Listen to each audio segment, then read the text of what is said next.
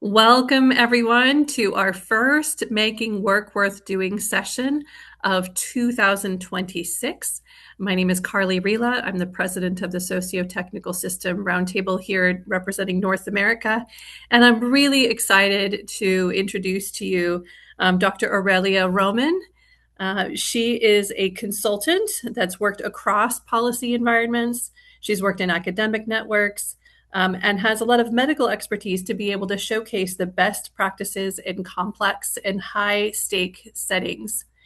She has work that bridges clinical, technical, and social science perspectives and really has the ability to translate them into operational evidence that informs these practice-based um, analytical frameworks that she uses for sustained performance over time. And I'm excited to introduce this work that she does because it does a really good job. As I was going through her presentation, I noticed that there's something that we can all relate to here, regardless of the industry that you're in. There is a phenomenon that says the problem that you're trying to solve and the work design and the way that you're trying to solve it often mirror each other. And the dysfunction of the problem you're trying to solve is often the same dysfunction in the process of the work that you're trying to use to solve it. So I think you're going to see that theme throughout this presentation of work. And it appears as though a fairly traditional STS framework was used in this approach. And I just want to cover that for folks that might be new. There's a very clear focused problem statement. You're going to see both technical and social system process mapping. There's a very I think a spaghetti map, process map style that I think many of us have seen in the various work that we've done. There was role and boundary design, including the leadership and management roles. There is support system alignment work that was done. There was iteration and learning and participative design, continuous improvement, and lessons learned, kind of all wrapped up into this presentation. She's also going to cover a little bit of human-centered artificial intelligence. And we have a brand new page of the current HCAI research from the STS community on our STS website. So if you go into the chat here shortly, Valentina is going to have a link to that page. And this presentation will be stored there sometime after we're finished. That information is going to be public for the next 2 or 3 months.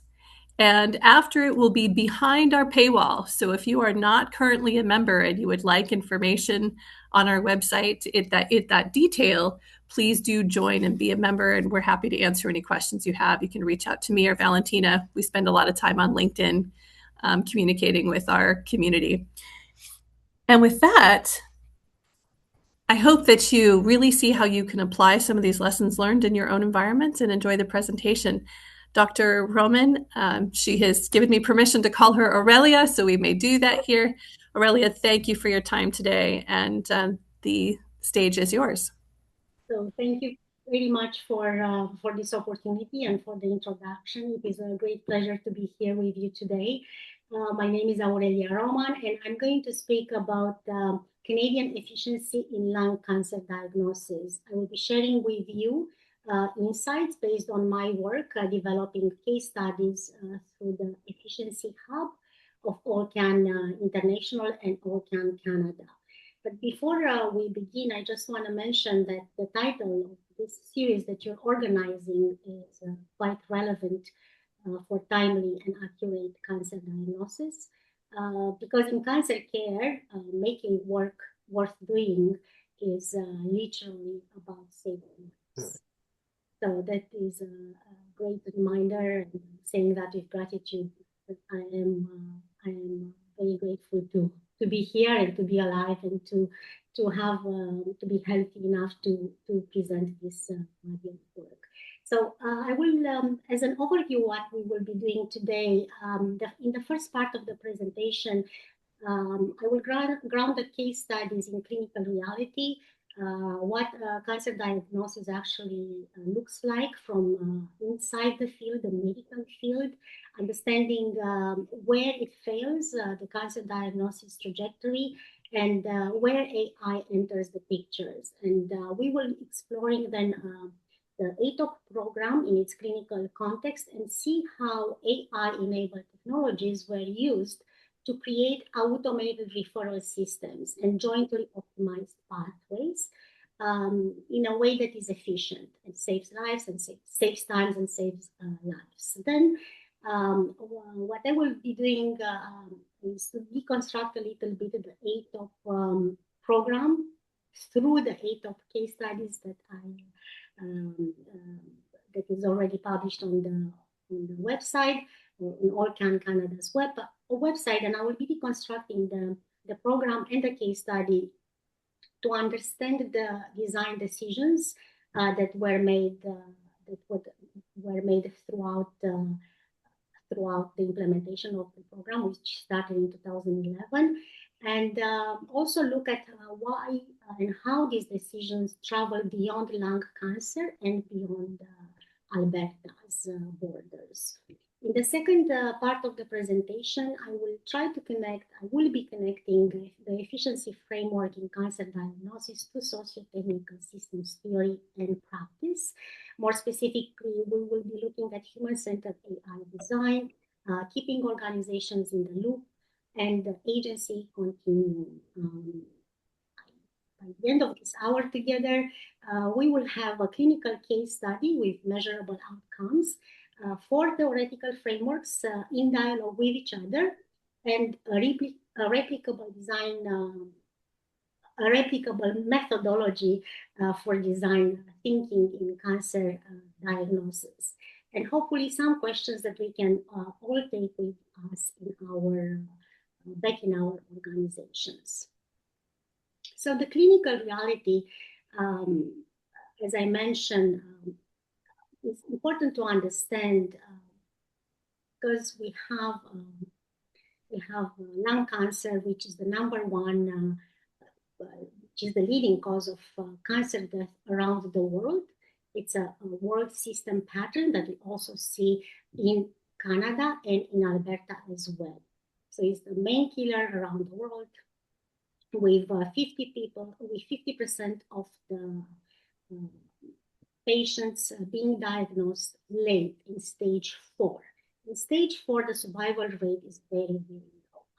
It's only 13% of the people are going to survive, going to live 5 years.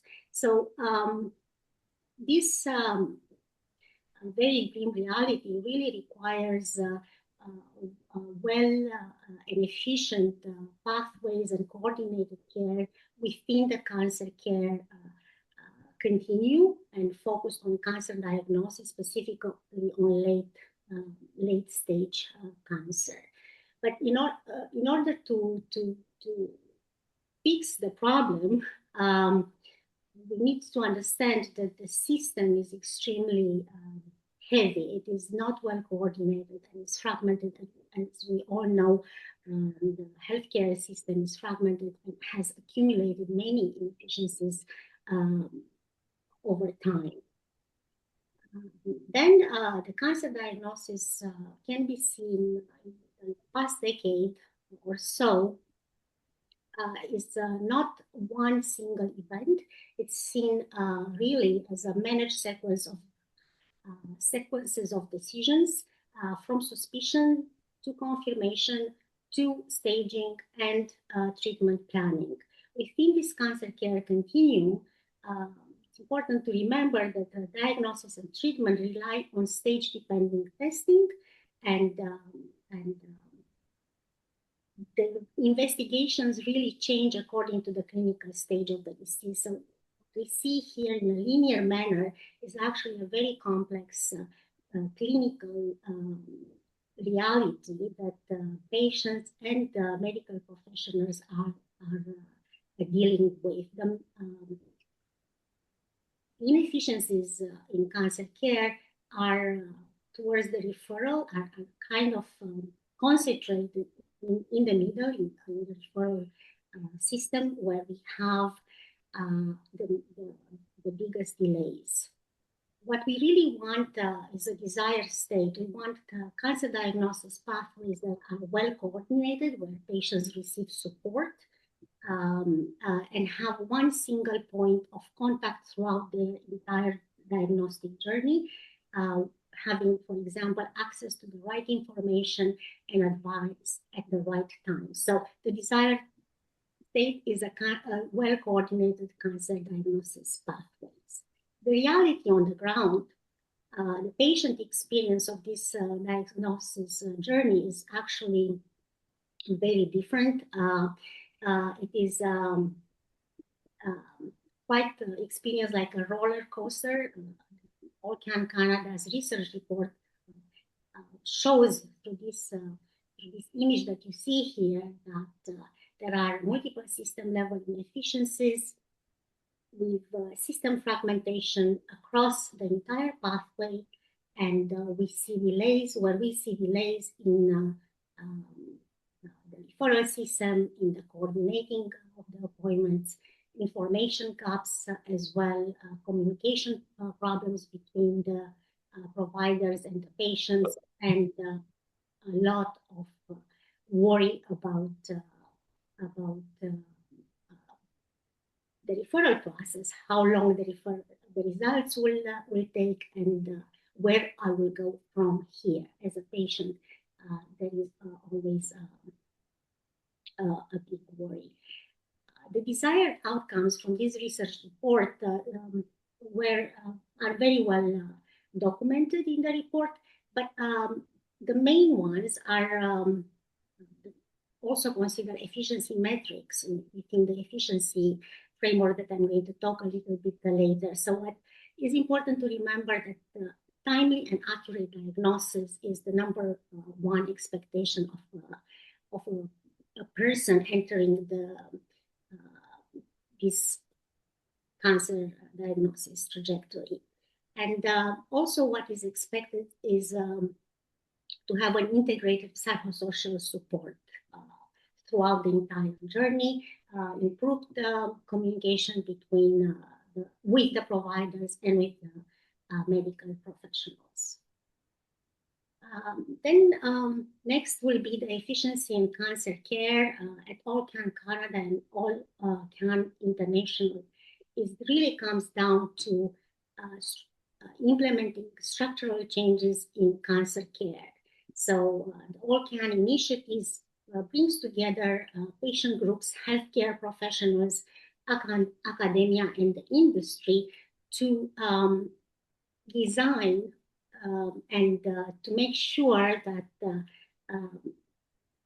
patients benefit from the best health outcomes. So it's a patient-centered initiative focused on reducing diagnostic delays, moving care closer to home, integrating care pathways, and utilizing data in a way that drives insights towards actionable decisions. There is a framework used in gathering evidence. This framework is based on a methodology through the Efficiency Hub. It's each best practice is very well documented, and it's meant to provide guidance towards further implementation. So we're talking about research meant to support implementation and structural changes within the care cancer trajectory. Now, I'm going to talk a little bit about AI-enabled technologies in oncology. I'm not going to go deeper into all these aspects, but AI is reshaping cancer diagnosis for quite a while now. In several domains, we see this in imaging and radiology through deep learning models. We see genomic profiling, where AI accelerates comprehensive genomic profiling testing for late stage diagnosis. We have clinical decisional support with predictive analytics tools. We have biomarker discovering and drug development. There is also an entire field in AI and digital health for timely cancer diagnosis. Then the adoption in Canada of AI in precision medicine is quite high. There are many reports documenting the advances in biotechnology and the digital health infrastructure, data science capabilities. But mainly, what we have seen is that precision diagnostics are embedded now into national and provincial standards of care. The benefits of using AI in Canadian precision medicine, for example, is also well documented. We have cost benefits for adopting standardized comprehensive genomic profiling for five stage 4 cancers. The five cancers are lung, colorectal, breast, prostate, and pancreatic cancers. So the latest report conducted by Conference Board of Canada and CRAN in November 2025 is really showing all the benefits of having comprehensive genomic profiling as a standardized practice in stage 3 and 4 cancers in diagnosing stage and 3 and 4 cancers. Then we also have many conceptual frameworks for translational AI in oncology. This is one of them, which looks at all sorts of factors and aspects of translational oncology. But what it's really interesting is about this framework is the safe, ethical, and equitable clinical release in oncology of AI-enabled technologies. This is just a table of the sources right there. It's quite a report on patient-centric design, regulatory compliance, and ethical considerations. Ethical considerations are extremely important, of course, when we talk about AI technologies. There are the main challenges in cancer diagnosis as well. We have data collection and curation. We are on the next slide of 6 branch challenges that are documented in human-centered artificial intelligence, where we have data collection, AI model design, and developing deployment and use of AI technologies. These challenges are,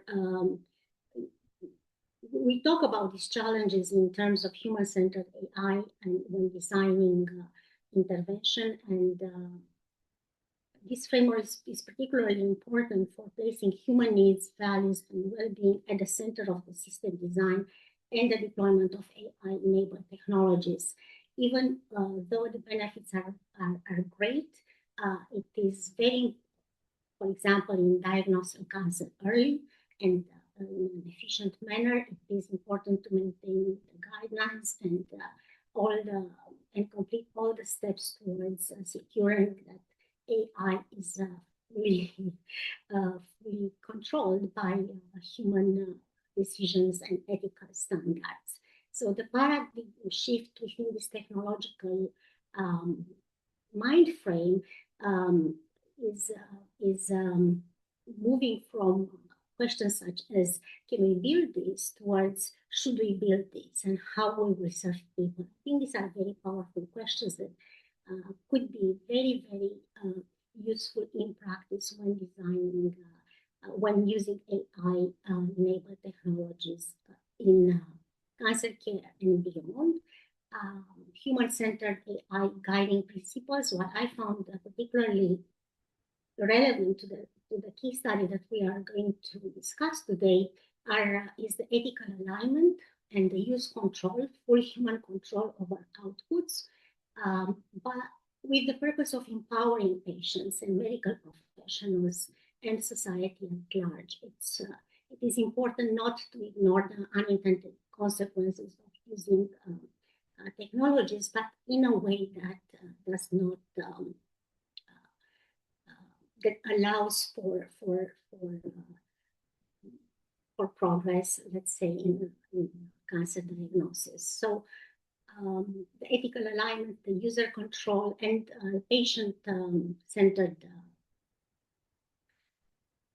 care pathways are particularly important for equitable cancer diagnosis and treatment. Now, we finally got to the Alberta Thoracic Oncology program. I hope this introduction was useful for those people that didn't spend too much time within the cancer care continuum. So I just provided some basic notions, a conceptual baseline for that. Now we have one question that will allow me 1 second of reflection on a poll on diagnosing the system. Based on what we spoke today, I think that one question that comes to mind: what do you think that would be the primary cause of delayed cancer care diagnosis? We have several options here, and just to think of primary bottlenecks within the system.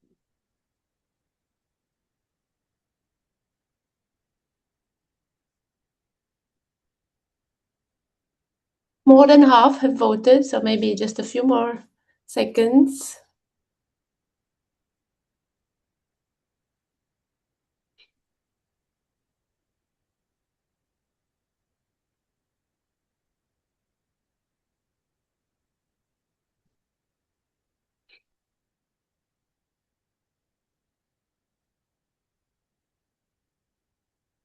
Okay, I think that's pretty much everyone. Thank you all. Aurelia, I imagine you will give us the answer. I will end the poll and publish, share the results. Shall I? Yeah, absolutely. Yeah. There you go. They should now show on your screen. Fragmented coordination between providers. Absolutely, yeah. That is the primary cause of delayed cancer diagnosis. So I think we're doing good so far.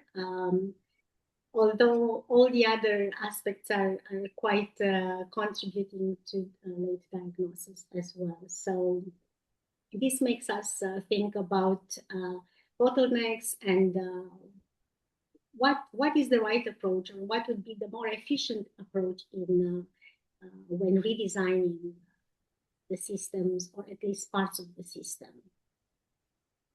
Then I think now, because we're talking ATOP, about ATOP, we see multiple system failures that were existence before ATOP was implemented. We had long diagnostic interval between 38 to 148 days. We had the surgery wait time, which was about 3 months, failed biopsy rates, rural and remote patients unable to travel long distances to Calgary and Edmonton. So major equity access issues around cancer diagnosis and communication failures as well between providers and the patients, redundant testing and miscommunication. So yeah, in ATOP, the Alberta Thoracic Oncology program implemented in 2011 stands out as a leading Canadian example on how system redesign can accelerate lung cancer diagnosis. So it offers rapid, state-of-the-art multidisciplinary assessments of patients with suspected chest malignancies in Alberta, Canada. Then within Alberta's publicly funded healthcare system, ATOP delivers, well, I should maybe talk a little bit about the context first. We have public healthcare system delivering health services to about 5 million people spread across a vast geography comparable in size to France and Belgium combined. So this is a context that shapes both access challenge and opportunities for system level innovation. So ATOP functions at the province-wide and rapid integrated system for diagnosing and staging suspected thoracic cancers. Lung cancer is one of the thoracic cancers that ATOP addresses. It replaces fragmented care with a streamlined referral pathways and coordinated patient management across all regions of Alberta. There is at the core of the program, yes, we do talk about AI-enabled technologies, but at the core of the program, or this program could not exist without a multidisciplinary team of highly specialized medical professionals. We have thoracic surgeons, interventional pulmonologists, radiologists, pathologists, and oncologists that have the support of 3 specialized nurse practitioners and 1 clerk based on the latest studies, together handling, and the website that they have, together handling about 3,000 total referral per years. So that is the multidisciplinary team that is working within this innovative model. The collaboration that we see is grounded in 2 operational rapid access clinics located in Calgary and Edmonton. And from there, the program reaches urban, rural, and remote regions and communities across Alberta. And what we see actually is a highly coordinated province-wide referral ecosystem designed to eliminate delays and ensure equitable access to timely lung cancer diagnosis and treatment. I think we are already on the next slide.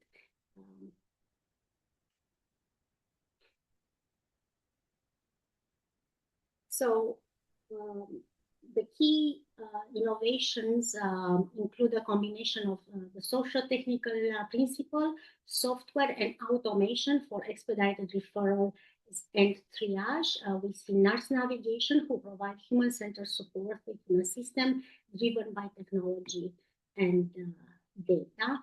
And we see also how ATOP reduces time to diagnosis and improves coordination for all patients regardless of geography. Then maybe Aurelia, just to stop you here for a moment, I think the headline of this slide really is the impact of this change shortened your referral times from 23.6 days to 4.7 days. I mean, that is incredibly impressive and must have had dramatic impacts on cancer survivors or survivorship, let's say, after this solution was implemented. Very impressive. Yeah, so within the referral ecosystem, we have the joint optimization of resources, the multidisciplinary teams that I mentioned, nurse navigation allows for the AI-enabled technologies to really cut down referral systems. We have the automated radiology referral system where a software flags potential malignancies on a computed tomography, a CT scan, and then triggers the referral without human input, and cutting referral times from 23.6 to 4.7 days. So this is a coordinated fast track diagnosis system. As we mentioned, it is a major innovation, and it has a tremendous impact. Within this ecosystem and within this integrated cancer pathway, this result would not mean much if it is not well coordinated across the cancer pathway, but in itself is a great achievement as well. Then we also see the collaboration between ATOP and the Alberta Referral Program, primary care radiologists and thoracic specialists at Cancer Control Alberta. So the other actors involved as well, keeping the program. And I forgot to mention the Cancer Program Improvement and Integration Network, and of course the Alberta Health Care Systems, health services that are involved in that maintain a superior level of care and service for patients. So within the referral ecosystem, the automated referral system really triggers, has different entry points that then are optimized and integrated within the care pathway, if I may say that. So then we have the faster diagnostic pathway, we have the streamlined referral system, and the coordination of patient management within this innovation and impact framework that we have here. Aurelia, there is a question from Joe. He said, curious about Professor Tremblay's background. I don't know if you know anything about him that you could share. I just thought I would put it out in case you do. Yes, absolutely. I'm sorry. I think it was on a slide, and then I forgot to mention that he is the lead of this program since 2011. He's also a professor, the lead of the team, the multidisciplinary team of experts, the lead of the program, and also a professor at the University of Calgary. And I think he has a major role in developing the program, sustaining the program, and also expanding the program, which you will see that the program is expanding, adding actually a screening, a very important component, the screening program, which is before the diagnosis. So he is the center figure of this, and since 2011, Thank you for the question, and I was going to mention that. Of course, his coordinates also are at the end where anyone could contact him, and I think he will answer your questions with no problem. So, thanks.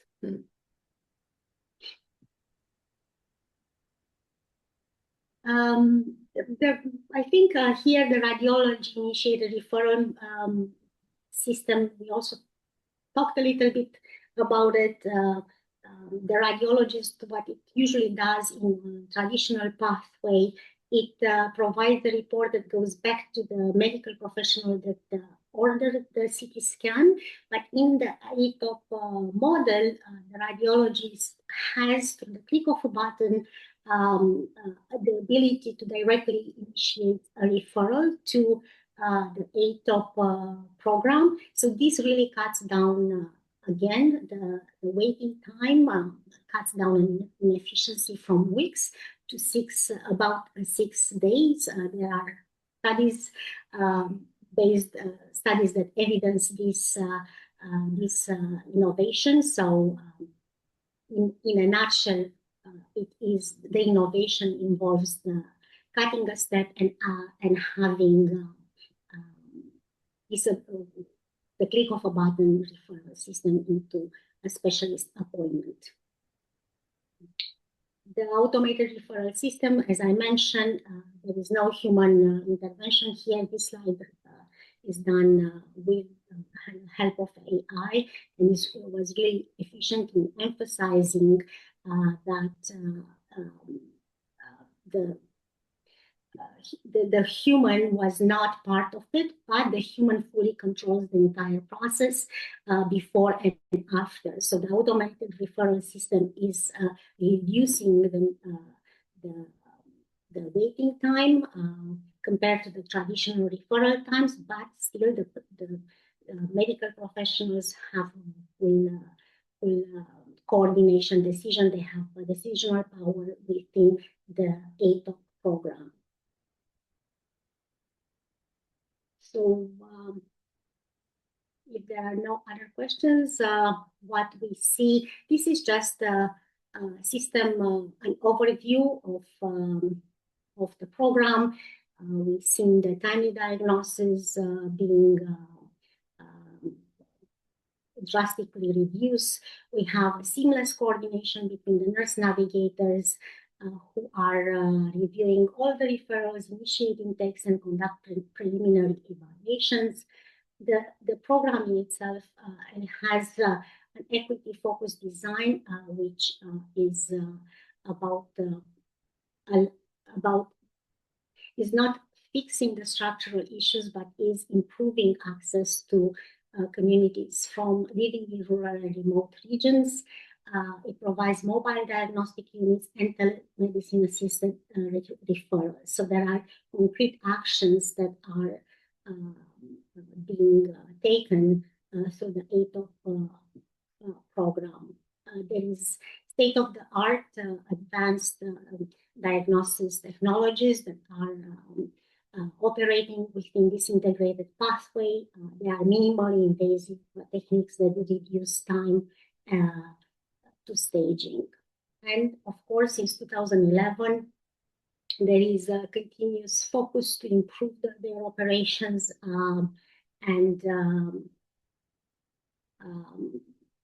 the case studies that we've created based on this program really shows how the efficiency metrics of the program are being constantly updated. Then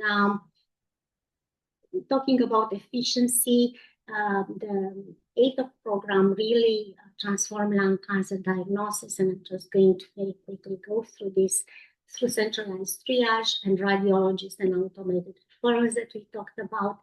The process redesign and integrating AI-enabled technologies within this well-integrated pathway. Then the equity focus that I mentioned earlier, and the integrated services for faster diagnosis and staging. Aurelia, yes. Is it okay to, there's a question on the chat. Would you like to answer that now, or should we save it all for the end? Well, I cannot see it. I can read it out and Anya's put her hand up as well. Shall we go ahead and do it now? Any questions at any time are welcome, yes. Perfect. Okay, thank you. So Terry's asking, has there been a change in the percentage of false negatives or false positives?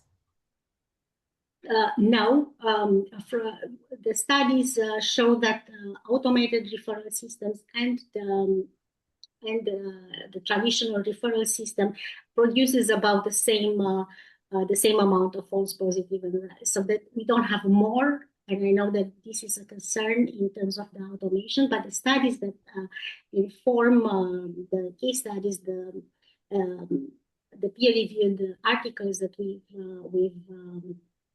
we've consulted do not show an increase in false positives and false negatives when we compare them to the traditional methods. And I'm assuming that this is what they are comparing. I hope that answers the question. Anya, would you like to unmute yourself and talk directly to Aurelia? Yes, I can ask my question briefly. I wondered, you mentioned that the diagnosis is done with AI-enabled technologies, and I'm guessing that that also includes the X-ray, the diagnosis of technologies and the recommendations by AI. And I wonder, I'm interested in the and you also mentioned boundary design and redesign, and I'm interested in the boundary management in terms of human-machine decision making, and in situations where a radiologist, for instance, under time pressure, needs to evaluate the recommendations of AI's reading of an X-ray, and especially under time pressure, I wonder how, and then thinking about the ethical considerations, how much more difficult it is to control when a human really decides, or when a human converges with the recommendation of AI, and how to negotiate that, and how it's actually possible to evaluate the recommendation, or make it transparent, how a markup on a X-ray has been developed. Well, thank you very much for this question. It is a very important question, really. And I think I struggled a little bit with understanding on how automated referral works within the radiology context. When the software is designed with certain criteria, and those criteria are based on the gold standards, the guidelines, the implementation guidelines for identifying tumors. The software, what it does, it triggers the referral, but then it does not provide a diagnosis. If that's a false negative, or although that I'm not going to go there in that discussion, but I think that it's important to understand that once the referral is received by the radiologist, by the next specialist, is going to actually check again that image. What the software does, what AI does, is making that process much faster. So a radiologist might spend a little bit more time, but the software identifies these anomalies and classifies them according to certain criteria, and then triggers the referral to the next step on a cancer care trajectory. And this is my understanding. From there, we have the specialist, we have a multidisciplinary board, a multidisciplinary team of experts led by Dr. Alain Tremblay that is investigating every case. So automation does help, and it replaces the human labor in terms of identifying the anomalies, but does not act on them. So that referral, the flag, the automated system flags these malignancies. Actually, these are being reviewed by experts. So this is the boundary riding, and the management is really based on clinical expertise, and it's also very much controlled by the criteria that are used to program, to code the algorithms for detecting malignancies. I hope this answers. So there is a control within the software, within the algorithm, and then there is another layer of control through the revising these recommendations and acting, providing treatment planning, and a final diagnosis. Thank you.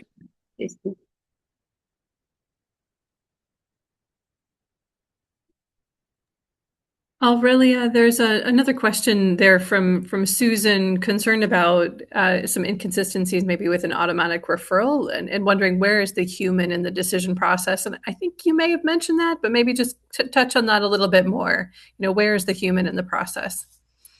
Well, humans, excuse me. So humans design the algorithm designed the process, the referral process.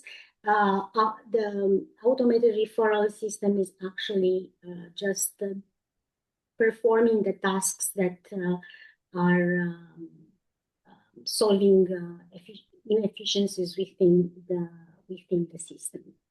So humans are involved, but the task is being acted upon by the automated referral system, cutting the delays in the referral. So within this very complex referral system, we have the automated function that is controlled by humans in terms of, as I mentioned, the software engineering part of it, and then the deployment of it, and then also in reviewing each of the referrals themselves.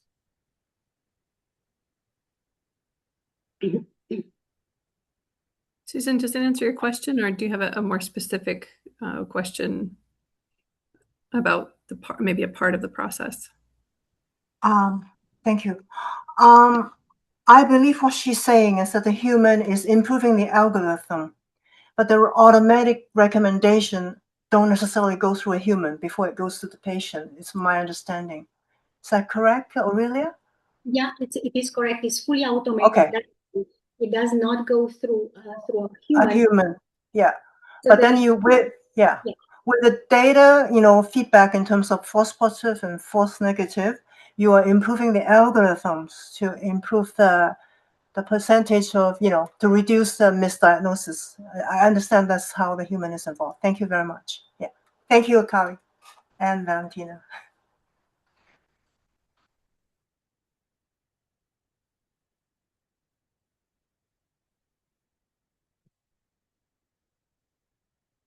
So, I should move forward. So thank you very much for your questions. There is a list of references of all the case studies that with all the articles that reviewed for compiling these case studies based on the data that was published. So there maybe you will have more details about these aspects. I hope some of these questions being covered well enough up to this point. And the key takeaways for implementation really is looking at the centralized triage. AI here is also like playing a big role, and in doing the triage of the cases, and the multidisciplinary expertise that shorten time from suspicion to treatment. Another key takeaway for implementation is that the referral pathways are strengthened through the radiologist and also automated referral system. We've seen there a reduction in waiting times as well. The expansion of advanced technologies in underserved regions is part of the ATOP program, and which is improving through also efforts towards telemedicine assisted referrals. The equity focus, we've talked a little bit earlier about supporting the underserved communities by reaching out to in remote and rural areas, and the coordination between the specialists. We have primary, secondary, and tertiary layers of the system that are being much more connected through the technologies and through the innovations that the program is implementing since 2011. The next steps in the implementation of the ATOP program is expanding AI-assisted screening, and this is going to be using as well automated detection to broader lung cancer screening populations.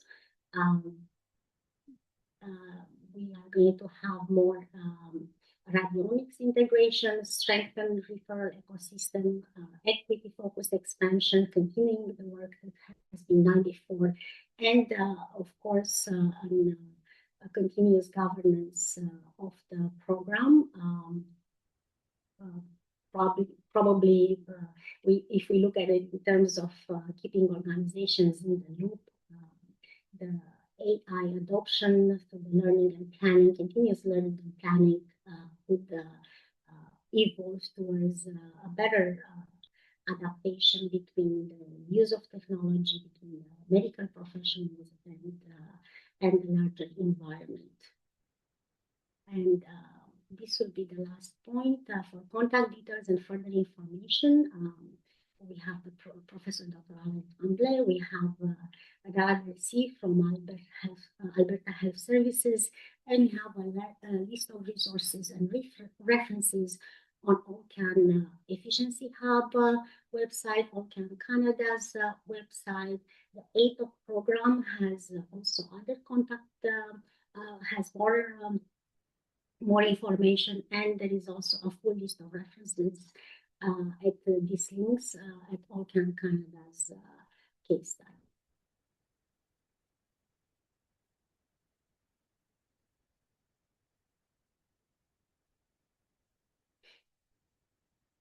If there are any questions, I think before we move into ATO, into the next phase, I think this would be a really good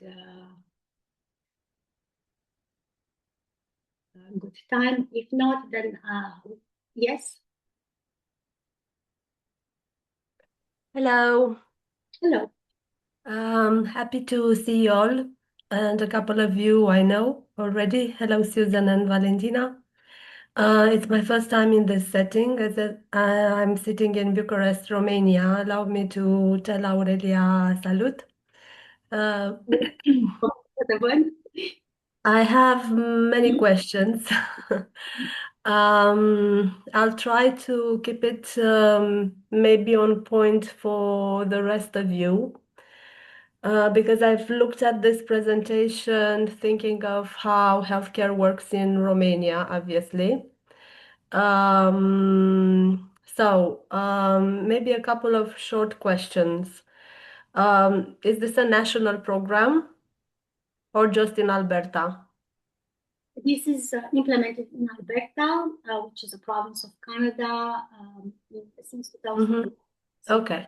Initial program within the public health care system in Alberta. You had all pre-existing legislation before, or they had to change and adapt legislation in terms of governance, introducing telemedicine, AI, and so forth? Well, the case study is based on evaluated practices and that evaluated studies and the metrics, and the legislation really in clinical context is very much linked to the guidelines, the medical guidelines. Okay. So those are very important, and of course, if such a program is implemented, it's because it has the funding and it meets all the criteria that are required for. I'm asking before, for instance, in our country, we only talked about telemedicine after 2020 in the context of the pandemic, and it took us a lot of time to the nitty-gritty. Okay. Then, when we're talking about cancer and early diagnosis, usually, no matter the country, the role of the general practitioner is very important. And I was curious, how is the profession reshaping, or what happened in Alberta? What have you seen happening in terms of how the profession is evolving in terms of GPs? Because I'm thinking when you're talking about AI-centered screening, is that already introduced at the level of the general practitioner? Is their profession changing? How is How are they evolving? And the same question for the nurse navigators. For instance, in Romania, you don't have to be licensed as a nurse in order to be a patient navigator, for instance, regardless of the illness. So I'm curious, how have these two professions have responded to AI-driven work? And how do you think it will further evolve, especially in terms of the agentic AI? How will the work change, you think? Or if it's already changing? And I'll stop here because otherwise we'll be here many hours. Thank you. Thank you very much for your questions. In terms of screening, the program is expanding. We do not at this point know if the screening program was implemented, but I know that there are efforts in many provinces in Canada to implement screening programs for lung, for thoracic cancers. In terms of the general practitioners, I think that there is a necessity to adopt and evolve, learning about AI and having proper training is going to happen at one point. If it's not happening already, I cannot comment on that. The case study is not covering we don't have evaluated studies about this, so I cannot really speak about it. Within the Alberta's healthcare system, all the nurses are trained to fulfill their duties. I think that the nurse navigators, in order to navigate, in order to support patients and provide timely information, they have access to all the electronic health records, and they have, I'm assuming, as I mentioned, opportunities for learning and development, which are probably more surely covering AI. I'm not sure about AI, agentic AI. I cannot comment about that, but the evaluation studies and the funding, there are internal mechanisms that are securing the quality assurance and the higher standards of care. So I think that that is already embedded within the healthcare system. So the learning and the development, I don't know if they have the latest training programs to cover all the technologies that are on the market, but for sure there are for the technologies that are already being used within the system. So I hope that answers Thank you, Aurelia. Mulțumesc. If we are to reverse engineer the ATOP study, this is an attempt to redefine and really move from the clinical mindset and the clinical framework and bridging the cancer diagnosis terminology with the socio-technical system. So in this part of the presentation, I'm trying to create a dialogue with other frameworks and within the social technical systems that could improve theory and practice. And while looking through the resources that you're providing on the website, I looked also at a webinar that was conducted by Mr. Windy in 2025 and talked about human-centered AI and the evolution of socio-technical systems.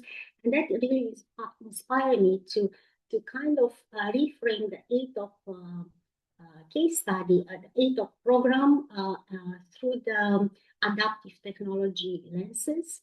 And then if I were to use the socio-technical system language through the human-centered AI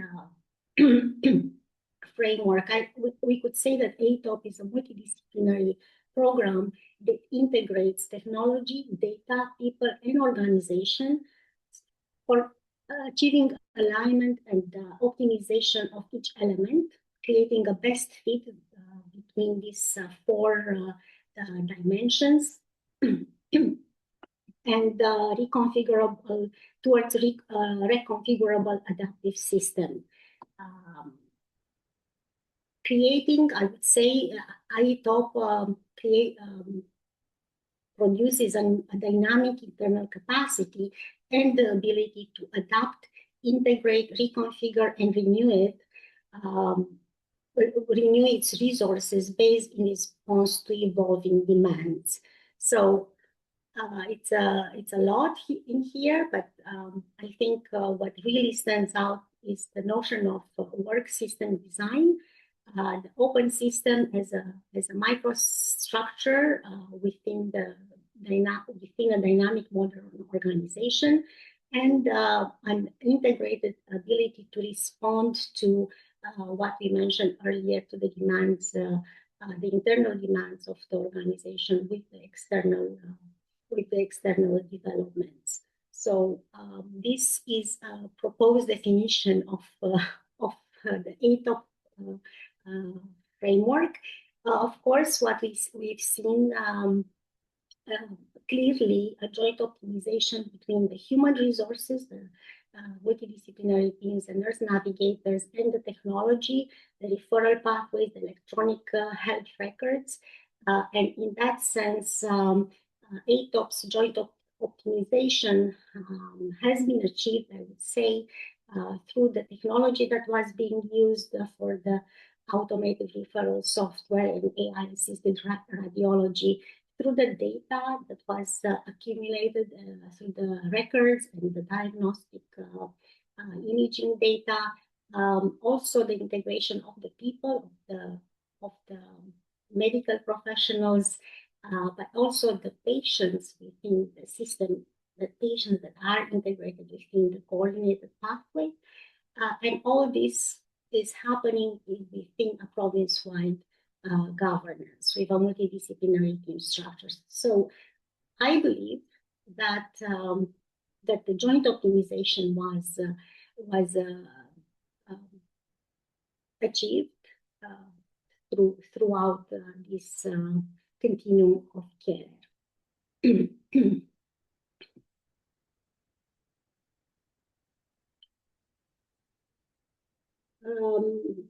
The multidisciplinary team, we already covered this, but it is really important to acknowledge that they do offer an exponential expertise when they work together. Their combined knowledge provides a clinical intelligence layer that without which AI would not be so efficient.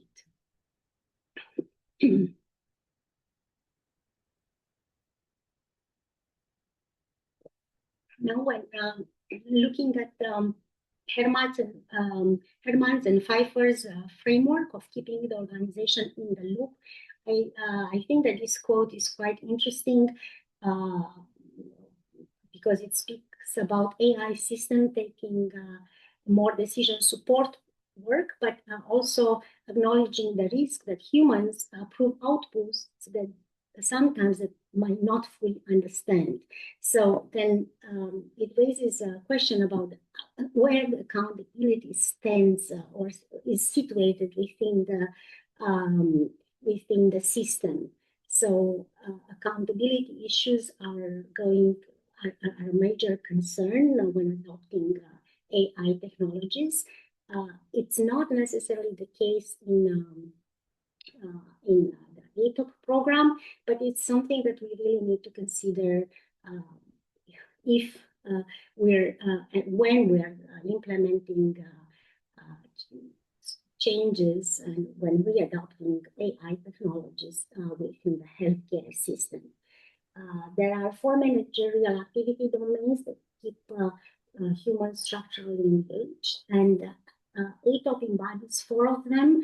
I think that what Hermans and Pfeiffer's articles describes in terms of coordinating the AI tasks and external coordination with the environment, monitoring, for example, the risk and the benefits across the stakeholders, the leadership and the HR, the quality management, and the contextual changes are all applicable to ATOP.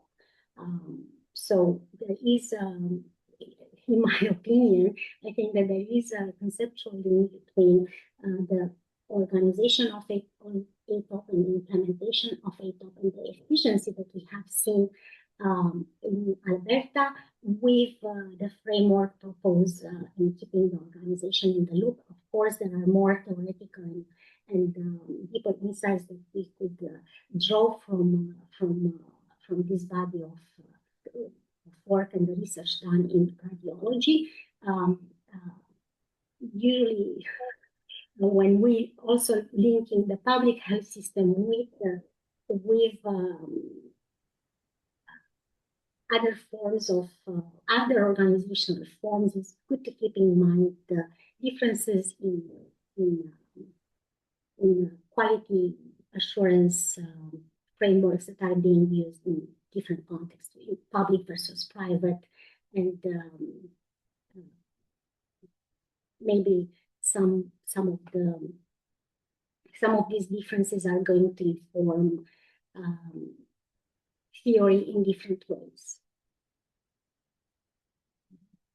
Another framework that I found particularly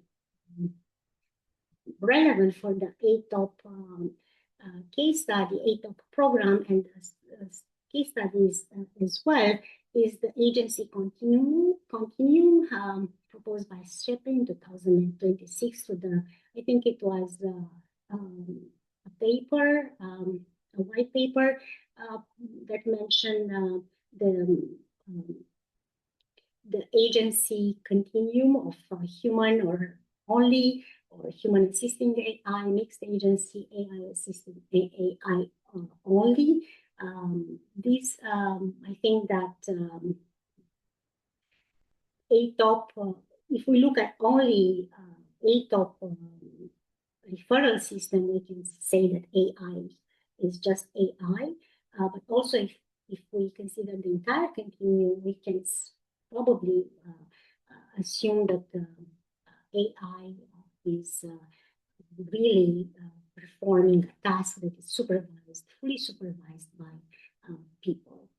So on this agency continuum, the governance framework is could be placed in different places on the spectrum, depending on the choices that we're making when implemented the AI assisted technology. In terms of the maturity model, then the Windley and Soon 2025 proposed the maturity model, and ATOP, I would say that stands on level 3, 4, and 5 at various degrees. Probably most of the organizations are maybe layer 1 or 2. However, we in ATOP we've seen optimize the system. AI, human roles are co-designed, especially in navigating the referral system. We're using the automation and the navigation to create an integrated pathway. And then level 4 as well for continuous reoptimization and creating an adaptive organization. Again, ATOP is situated within a larger system, within the health system, but I believe that there is clear evidence that the technology, the data, the people, and the organization context is aligned.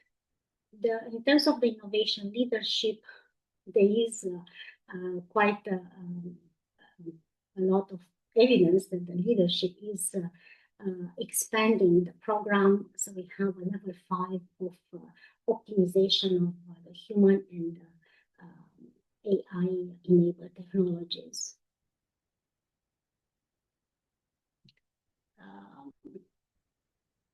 In deep medicine, this is a resource that I took the liberty to adjust a little bit. So then we have the gift of time that AI technologies, yes, they are offering. We do have the empathy imperative and empathy and having more time for human connection and especially in the medical field, this is a scarce resource. And also, Topol proposes human AI partnership. I took the liberty to change that to and mention human AI complementarity, where the AI enabled technologies from the ATOP case study and the human intelligence are really complementary. They are not in competition and it's not a partnership, in my opinion.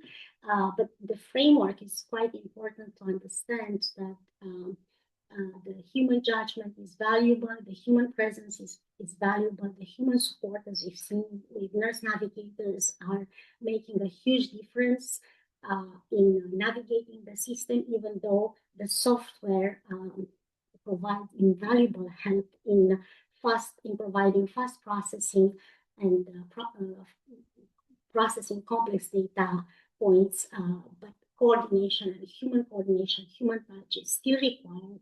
And I think that this is an important aspect to keep in mind, that as long as there is control over the tasks, I think that the health outcomes are going to be beneficial for the patient, their families, and society at large. The overall lessons from ATOP also looking at the socio-technical system thinking and trying to understand that the values that are at the core of the framework. If you look at the ATOP program, it's a patient-centered pathway and a human-centered technology. So in that sense, AI technology is very patient-centered because it tries to really serve provide fast and timely diagnosis. So that in that sense, a lesson would be to start with the patient in mind when designing any kind of intervention or parts of a system, even when designing technology or software for integration. Then for integrated referral pathways, I mean. Then equity is another lesson from ATOP is that equity is not an add-on. It is a design criterion that shapes every decision. Then also we've seen that nurse navigation are essential as the software. So it's important not to forget that even when we talk about AI-enabled technologies, they do contribute in essential ways. Keeping the organization in the loop through learning and planning and continuous adaptations through the governance structure that are being offered is also very important to evolve the professional expertise must evolve with AI capability. The joint optimization is ongoing. Redesigning never stops probably for the ATOP program, and otherwise I believe that we would not see the same results because technology obviously is advancing at a very fast pace. And of course, creating room for more promises or wise judgment within every program or every system redesign, I think, might be one piece of advice or a lesson from the ATOP program. I think we already covered what ATOP proves. So this is a reflection pause here. I think I thought it might be, if the audience is interested, if the participants are interested, to think about what makes us human and what AI cannot face. For me, it's embodied knowledge. It's which is really understanding and the expertise acquired and stored within the body through the sensory experiences and motor actions, and the knowing how, and knowing how in a specific situation, but without necessarily operating with a well-determined. I mean, there is a situational awareness, but knowing how to act is like when you're doing sports or music or dance or maybe doing a surgery, all the know-how through the body, enacted through the body, is going to I mean, we are interacting with the environment through this embodied knowledge. I don't know how to explain better. I think that we all have it, but this is for me. And it's beyond words and beyond intellectual or concepts that we're trying to explain. But it is context dependent for sure. And that would be something that I know, even though I use AI, I know that embodied knowledge is not, it's something that cannot be taken away. So, Aurelia, somewhat to that point, and Joe's question there in the chat, and I was thinking some similar things here, right? When people within a system have been doing things the same way for a long, long time, maybe do you have any insight as to what it was like for the people in the system to realize that they were part of the bottleneck? And what was that change management process? Kind of, what did it look like? And like, what did the people who went through this change, who made this change happen, really go through? Can you speak to that at all? Well, I think that patients experiences the bottleneck in a different way than people working in the system. So when you have people from outside the system that really depend on the system, are going to experience the bottleneck in a more visceral way, maybe, and then the people within the system. I think the people within the system develop over time protective mechanisms that are not healthy. They are maladaptive. Evidently, that is not. But they also have the ability to propose changes, to act maybe within that organizational context. So the bottleneck, I think, could be in some places. I'm not advocating for bottlenecks, but I'm just saying that in some cases they could be opportunities for transformational changes or for structural changes, as we see in the ATOP program. So that's my take on it. As a patient, I think it's a completely different story, because it's the helplessness that situation that could come in, but it is still embodied. It's experienced through the senses and conceptualized in this. It triggers the automated referral system of learned helplessness. So I would, I could say that. So.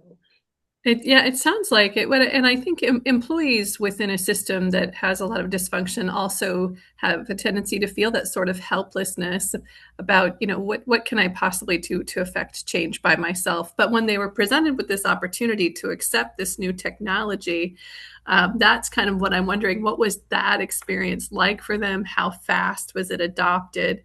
Was it a smooth transition, or was it something that people really became defensive before it was accepted? Do you have any insight into that? I wish we had some studies about the adoption of AI technologies within the ATOP. I think that was not necessarily a priority because the focus was obviously improving the diagnosis, the accuracy of the diagnosis phase, but people within the system are quite important. We should never forget about them. And the helpers that are there and their experiences are very important for their lives and also for improving or creating better and more humane organizations and workplaces. But we do not have insights about that. Given the fact that there is a shortage of medical professionals and there is a lack of medical facilities in certain areas, I believe that the adoption of AI technology was welcome. Sometimes we fear it. We fear that it might take our place, our jobs, but I don't know if that was the case with the ATOP program.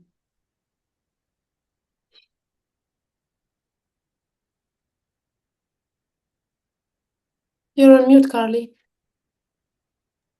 Thank you, Valentina.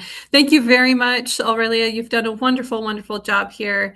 I think there's been a lot for people to absorb, and I'm sure they'll appreciate the presentation to look back and see what they can pull from it for the work that they do in their environments. And I just wanted to bring everyone's attention to the upcoming events that we have in about a month. On April 23rd, we'll be hearing from Trond Hordaland, who uses open systems theory, which is a subset of socio-technical systems work. And he's talking about real-world examples and designing workshops for that kind of participative design that helps employees and people within systems, I think, to be able to be part of the solution. So really exciting work there.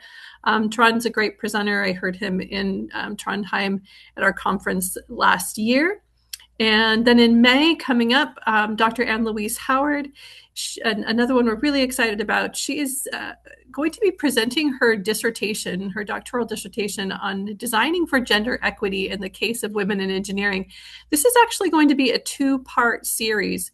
So if you know of women in engineering that maybe have not heard of socio-technical system theory or have not been interested in organizational development in any way, this is a really exciting case study to be part of, to hear the work in her dissertation, and then to possibly be part of what could be some solutions for the equity challenge in that particular field. So gather your women friends in that field, and please join us in May. And then on your calendar, I hope you have the dates for our conference for 2026. It will be in Berlin, Germany, September 29th through October 2nd. We should have registration details out very soon. And we received some information about the registration as early as yesterday. It's going to be a very affordable rate. So we do hope to see you there. And unless there are any questions, I think we can close this first session of Making Work Worth Doing of 2026. Thank you for being here and appreciate you reviewing the materials. Thank you very much. Thanks, Aurelia. Appreciate it.